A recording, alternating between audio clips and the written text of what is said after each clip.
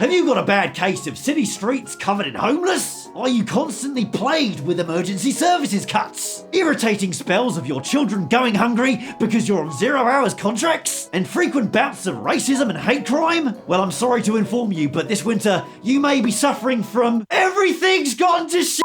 And what is the occasionally effective remedy for this seasonal affliction? A general election, jazz hands. Yes, we are sick, and we need to get better. And I'm here to tell you that the very best way to make change happen is to vote for those who have been in power for the last 9 years. Now, there's a lot of dirt being thrown around about the possible link between the Conservatives being in control of the country since 2010 and everything plummeting to a hot pile of manure. That is one big pile of shit. But I can confirm categorically that this is simply smears and lies. Smears and lies, smears and lies. I mean, even the Tories are saying enough is enough. And what we do know is it will be another year of misery and chaos and uncertainty. After 9 years of austerity, emergency services cuts, families thrown into abject poverty by reduced benefits, universal credit and the need for food banks, underfunding of our NHS in preparation for privatisation, and a rise in hate crime from anti-immigrant sentiment as a result of Brexit. No!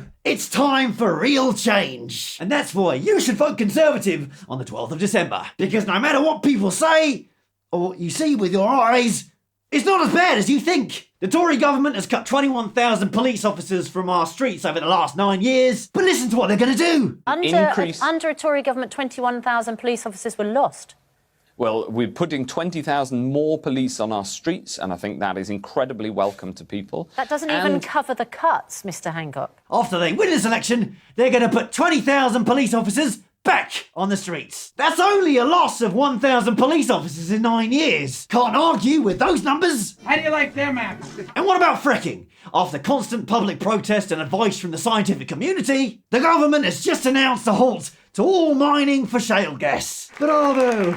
Bravo! Granted, they've admitted that it's only a temporary ban that can be reversed at any time, and is in no way an attempt to bolster their lacking green vote. But in a lot of ways, a temporary ban is better than a permanent one, because a temporary one can be done now. Why wait for a full-on ban to be enshrined in law so that the harmful effects of fracking can be stopped altogether, forever, when I can get it now? For a bit. It's like if I was an alcoholic. Why would I want to be banned from drinking alcohol forever to save my life, when I could just stop for a bit and then die of liver failure in 3 months? Drink! Makes sense to me. And if you need any more convincing, just look at Conservative Party endorsements from celebrated political and public figures. They're both friends of mine. What I'd like to see is for Nigel and Boris to come together. I think we're going to have to think about healthcare very, very differently.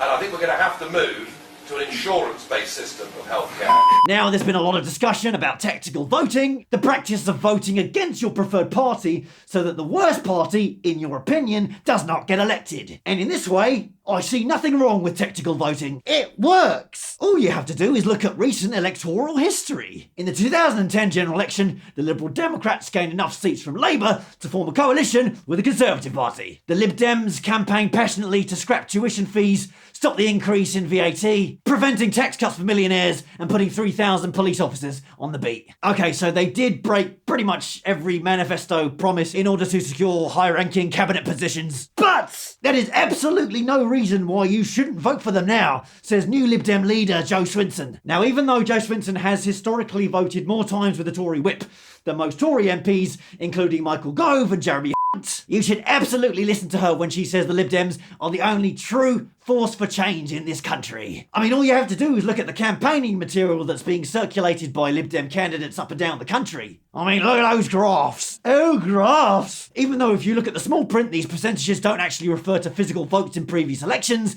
and are simply arbitrary answers to nonsensical poll questions. The question was, imagine that the result in your constituency was expected to be very close between the Conservative and Liberal Democrat candidate, and none of the other parties were competitive.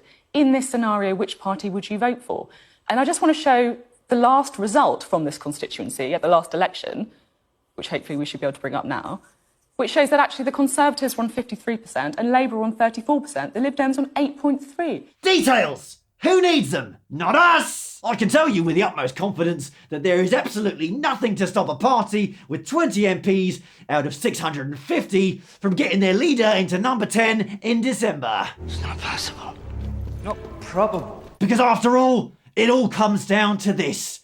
It's what you actually say that matters, not what you do. I mean, people can do anything, but it's what they say and how well they say it that really makes the difference. Like Jo Swinson, who says that under her, the Lib Dems will build a brighter future by tackling the NHS, education and the environment. Even though in the past she has personally voted to raise tuition fees to £9,000 a year, voted against higher benefits for the ill and disabled, and voted against greater regulation for fracking. No!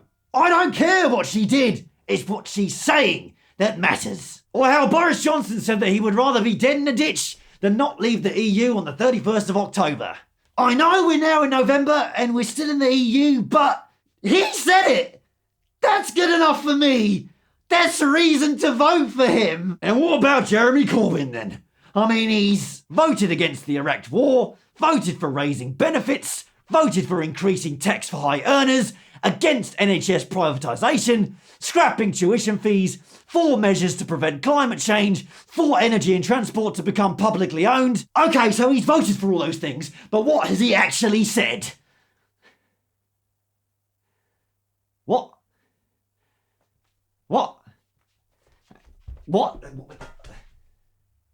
Right, he has said those things. Give me the paper. Right, okay. So he has said those things. So the things he's voted on in Parliament is consistent with what he campaigns for. So he votes on stuff and then he says the same thing. But he fell asleep during a rugby match and he wears a fucking green tie so he can say bye to my fucking vote. Also on Brexit he said secure a credible deal in 3 months, put it to the people for the final say, with the option to remain in 6 months. That's our Brexit policy. I mean, would it kill you to be a little bit more clear, Jeremy? Maybe take a leaf out of Donald Trump's Book of Clarity. I don't know what I said, It's a bestseller. I can see clearly now the rain is gone. As doctors, we practice evidence-based medicine, and politics should be evidence-based too. And yet, the health outcomes from his policy changes show evidence-wise that doesn't work, and we shouldn't keep doing that. And he's too much of a coward to actually speak to any real members of staff rather than just some random medical student who happened to get in front of some cameras about the reality of those cuts.